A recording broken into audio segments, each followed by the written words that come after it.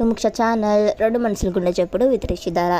కొత్తగా ఎవరైనా మన ఛానల్ చూస్తున్నట్టయితే please share and subscribe to my channel. అలాగే మన సిరీస్ ఎలా ఉన్నాయో కామెంట్ చేయడం మాత్రం మర్చిపోవద్దు. And please do subscribe to Muksha channel. ఆలస్యం లేకుండా స్టోరీలోకి వెళ్ళిపోదాం. ఇంకా రిషి కిందకి వెళ్ళి టిఫిన్ తినేసి కార్ స్టార్ట్ చేస్తూ ఉంటే బాల్కనీలో నుంచి బాయ్ చెప్పాలని నాన్న కూతురు, వాళ్ళ ఆయనకి బాయ్ చెప్పాలని కూతురు గారి అమ్మ పోటీపడి బాయ్ చెప్తూ ఉంటారు. ఇంకా రిషి ఇద్దరికి బాయ్ చెప్పేసి ఆఫీస్కి వెళ్తాడు. ఇంకా అక్కడ వర్క్ చూసుకొని ఆఫ్టర్నూన్ నుంచి ట్రైనింగ్ సెంటర్ దగ్గరికి వెళ్తాడు. ఇంకా హరి అలాగే కృష్ణ చెప్పే కోడింగ్ క్లాసెస్ని ఒకసారి అన్నీ చూసుకొని ఇంకా స్టూడెంట్స్ అందరినీ ల్యాబ్స్కి తీసుకొని వెళ్ళి ఎక్స్ప్లెయిన్ చేస్తూ వాళ్ళ చేత ప్రోగ్రామ్స్ చేపిస్తూ ఉంటాడు. ఇంకా స్టూడెంట్స్కున్న చిన్న చిన్న డౌట్స్ని అన్నిటినీ క్లారిఫై చేసేసి ఇంకా తన క్యాబిన్లోకి వెళ్ళి చైర్కి వెనక్కి పాలుతాడు. ఇంకా గౌతమ్ వచ్చి ఏమైందిరా అని అంటూ ఉంటే ఏం లేదురా కొంచెం తలనొప్పిగా ఉంది అంటాడు.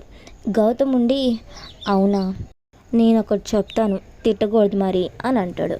రిషి చెప్పు అని అంటూ ఉంటే గౌతమ్ ఉండి ఈ కోడింగ్ క్లాసెస్కి ఇంకా వేరే లెక్చరర్ని అపాయింట్ చేద్దాంరా, నువ్వు ఇంత స్ట్రెస్ తీసుకోవడం ఎందుకు అని అంటాడు. రిషి ఉండి హరి కృష్ణ ఇద్దరు రికవర్ అయిన తర్వాత వాళ్ళే చెప్తారు కదా, ఇప్పుడు కొంచెం స్ట్రెస్ అనిపిస్తుంది, ఇంకా పోను అలవాటు అవుతుంది లేరా అని అంటాడు.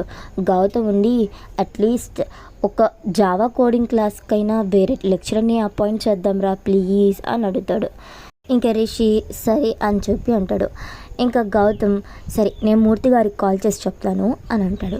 ఇంకా రిషి ఉండి సరే ఈ విషయం ఇంట్లో ఎవరికి చెప్పకు, మళ్ళీ వాళ్ళు టెన్షన్ పెడతారు అని అంటూ ఉంటే గౌతమ్ ఉండి సరే అని అంటాడు. రిషి సరే కాదు ఆ నోటిని కొంచెం అదుపులో పెట్టుకో, సరే నీ నోరు కంట్రోల్లో ఉండదు అని అంటాడు. గౌతమ్ ఉండి రిషి అని అంటూ ఉంటే సరే పద అని చెప్పి ఇద్దరు నవ్వుకుంటూ ఇంటికి వెళ్తారు. ఇంకప్పటికే 7 అవుతూ ఉంటుంది. ఇంకా బస్సు ఏంజల్ పాప ముఖేష్ మేడ మీదకి వెళ్తారు. ఏంజల్ ముఖేష్కి అన్నం తినిపిస్తూ ఉంటే ఒకచోట కుదురుగా నించకుండా పరిగెడుతూ వాళ్ళమ్మని పరిగెత్తిస్తూ అన్నం తినిపించుకుంటూ ఉంటాడు ముఖేష్. వాసు పాపకి చందమామని చూపిస్తూ ఫుడ్ని తినిపిస్తూ ఉంటుంది. ఇంకా అలాగే గేట్ సైడ్ చూస్తూ ఏంటి బావ ఇంకా రాలేదు అని అనుకుంటూ పాపకి తినిపిస్తూ ఉంటుంది. కొంచెం సేపు తర్వాత ఏంజల్ వసు పిల్లల్ని తీసుకొని కిందకి వెళ్తారు. ఇంకా వసు పాపకి జో కొడుతూ నిద్రపుచ్చేసి ఫ్రెష్ అవ్వడానికి వెళ్తుంది. ఇంతలో రిషి వాళ్ళు వస్తారు. ఇంకా రిషి రూమ్లోకి వచ్చి పాప పక్కనే పడుకుంటాడు. వసు వాష్రూమ్ నుంచి బయటికి వస్తూ రిషిని చూసి దగ్గరికి వెళ్ళిద్ది. బాగా టైర్డ్ అయిపోయి కూతురు పక్కనే పడుకున్న వాళ్ళ ఆయన పక్కన కూర్చొని హెయిర్ని ట్రేస్ చేస్తూ ఫోర్ హెడ్ మీద కేస్ చేస్తుంది. ఇంకా లేచి వెళ్తూ ఉంటే రిషి కాళ్ళకి ఉన్న సాక్స్ షూస్ రిమూవ్ చేసుకోడు.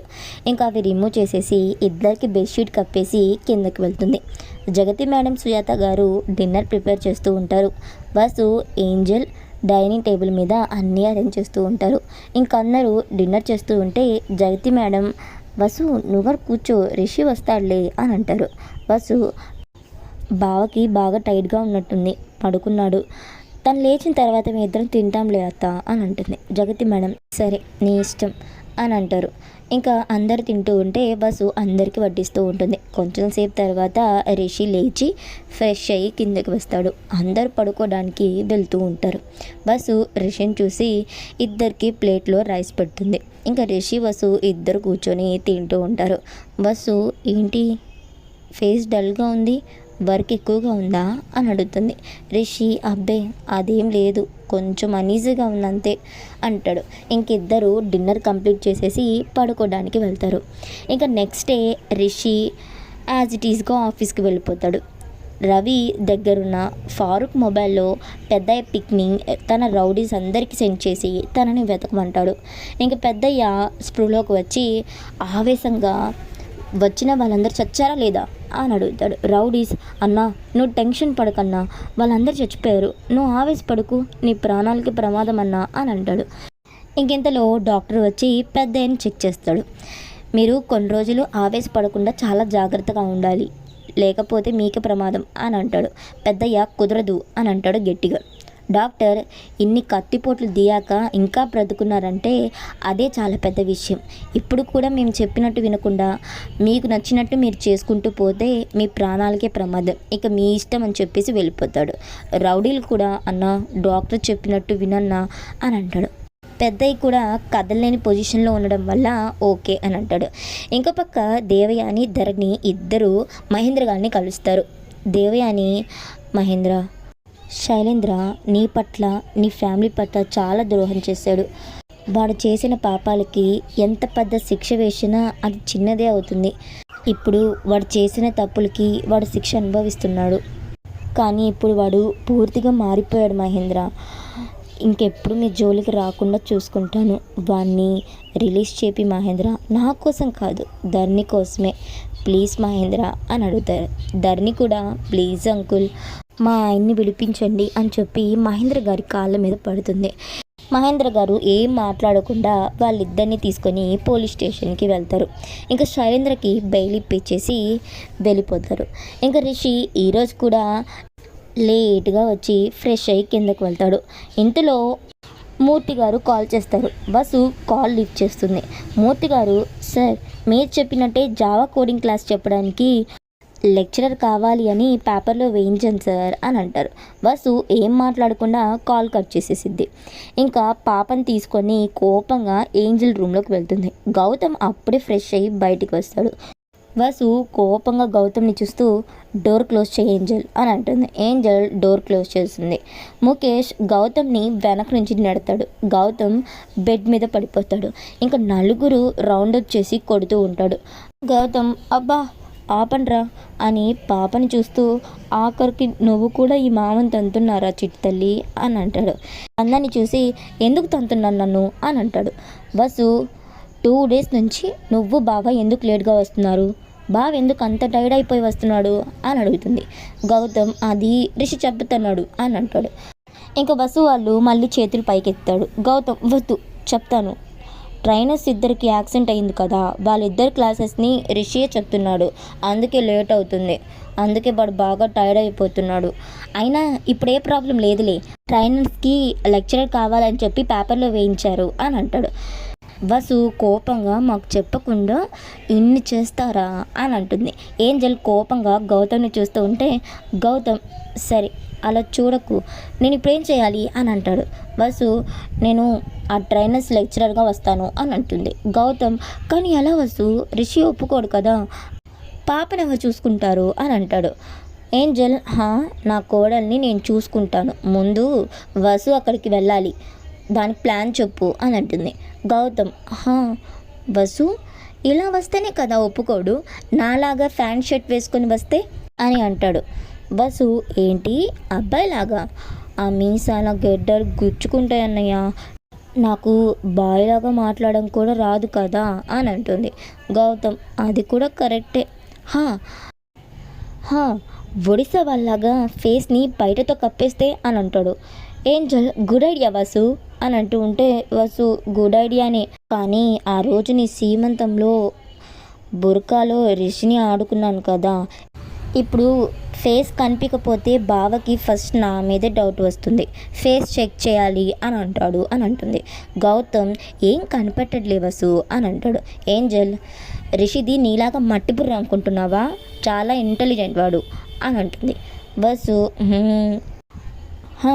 ఐడియా ఎవరితో చెప్పిస్తే డౌట్ రాదో నాకు తెలుసు అని అంటుంది. ఏంజల్ ఎలా వసు అని అంటూ ఉంటే వసు రేపు మార్నింగ్ తెలుస్తుంది.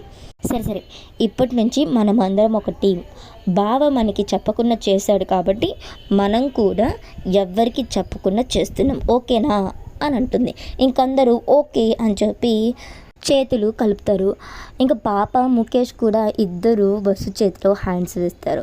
ఇంకా వసు వాళ్ళిద్దరిని హక్ చేసుకుని థ్యాంక్ యూ సో మచ్ అని అంటుంది. ఇంకా నెక్స్ట్ డే రిషి రెడీ అయ్యి గౌతమ్ కోసం వెయిట్ చేస్తూ ఉంటాడు. గౌతమ్ నువ్వు వెళ్ళు రిషి, నాకు కొంచెం పని ఉంది అని అంటాడు. రిషి ఓకే అని చెప్పి ఆఫీస్కి స్టార్ట్ అవుతాడు. ఇంకెంతలో మూర్తి గారు రిషికి కాల్ చేస్తారు. సార్ మా ఫ్రెండ్ వాళ్ళ డాటర్ క్లాస్ చెప్పడానికి ఒప్పుకున్నారు కానీ అని అంటూ ఉంటే రిషి ఏంటి మూర్తి గారు అని అంటాడు. మూర్తి గారు అది సార్ ఆ అమ్మాయిది ఒడిస్సా, వాళ్ళు మొహం చూపిరు అని అంటాడు. రిషి ఓకే మూర్తి గారు తనని ఈరోజు రమ్మనండి, డెమో చూస్తాను అని అంటాడు. ఇంక మూర్తి గారు ఓకే సార్ అని చెప్పి కాల్ కట్ చేసి పక్కనే ఉన్న గౌతమ్ బస్సుకి హైఫై ఇస్తారు. ఇంక ముగ్గురు హ్యాపీగా నవ్వుకుంటూ ఉంటారు. కొంచెంసేపు తర్వాత బస్సు గౌతమ్ ఇద్దరు విఆర్ కంపెనీస్కి వెళ్తారు. బస్సు రిషి దగ్గరికి వెళ్తుంది. గౌతమ్ కూడా వెనకాలే వెళ్తాడు. ఇంకా రిషి వసు ఇచ్చిన తన రెజ్యూమీని చూస్తూ ఉంటాడు. ఇంకా దానిలో కూడా ఫేస్ కప్పుకొనే ఉండడంతో రిషికి డౌట్ వస్తుంది. ఇంకా రిషి ఒక లేడీ స్టాఫ్కి రమ్మను అని చెప్పి ప్యూన్కి చెప్తాడు. గౌతమ్ ఎందుకు లేడీ స్టాఫ్ అని అంటాడు. రిషి తను మనకి ఫేస్ చూపించకూడదు కదా, లేడీస్కి చూపించచ్చు కదా అని అంటాడు. గౌతమ్ వసు ఇద్దరు టెన్షన్ పడుతూ ఉంటారు. గౌతమ్ మెల్లగా కాళ్ళు బయటికి పెడుతూ చచ్చంపో అని అంటాడు. ఇంక ఇంతలో జగతి మేడం లోపలికి వస్తారు. రిషి హా మామ్ కరెక్ట్ టైంకి వచ్చావు, ఈ అమ్మాయి ఫేస్ చూడు అని అంటాడు. జగతి మేడం ఓకే నాన్న అని చూస్తారు. వసు కళ్ళు పెద్ద చేసేసి జగతి మేడంని చూస్తూ ఉంటే జగతి మేడం వసు అనబోయి ఆగిపోతారు. వసు కళ్ళతోనే సాయిగ చేసిద్ది చెప్పద్దు అని చెప్పి. జగతి మేడం హా ఓకే నాన్న, అమ్మాయి తిను ఎందుకు అడుగుతున్నావు అని అంటూ ఉంటే రిషి కోడింగ్ క్లాస్ చెప్పడానికి రిక్రూట్ చేసుకుంటున్నాను మామ్ అని అంటాడు. గౌతమ్ అమ్మయ్య కంగ్రాచులేషన్ వసు అని అంటాడు. రిషి వసునా అని అంటూ ఉంటే గౌతమ్ హా అది అంటూ తడబడుతూ ఉంటాడు. వసు వీడికి నోటు తుల అది సార్ మాకి పేరు వాసవి, మాకి ఇంట్లో వసు అని పిలుస్తారు, తను మా అన్నలాగే ఉన్నాడు అందుకే నేనే అలా పిలవమన్నాను అని అంటుంది. గౌతమ్ అదే అయినా నా చెల్లి పేరు కూడా వసుయే కదా, అలా పిలవడం అలవాటైపోయింది లేరా అని అంటూ వసుతో మెల్లగా బాగా కవర్ చేశానా అని అంటాడు. వసు అని చెప్పి అంటుంది. గౌతమ్ సారీ అని అంటాడు. జగతి మేడం వాళ్ళు వేసే వేషాలకి నవ్వు ఆపుకుంటూ ఉంటారు. రిషి సరే వాసవి గారు మీరు ఒకసారి ట్రైనర్స్కి డెమో ఇవ్వండి అని అంటాడు. బస్సు ఓకే సార్ అని అంటుంది. ఇక్కడితో స్టోరీ అయిపోయింది. గాయస్ కొత్తగా మన ఛానల్ చూస్తున్నట్టయితే ప్లీజ్ టు సబ్స్క్రైబ్ టు ముఖ్య ఛానల్. అలాగే మన సిరీస్ ఎలా ఉన్నాయో కామెంట్ చేయడం మాత్రం మర్చిపోవద్దు. సో డైలీ అయితే ఎపిసోడ్స్ మాత్రం అప్లోడ్ చేయలేను, సో ఈ 1 వీక్ అడ్జస్ట్ అవ్వాల్సిందిగా కోరుకుంటున్నాను. Hope you understand and please to subscribe to ముఖ్య ఛానల్.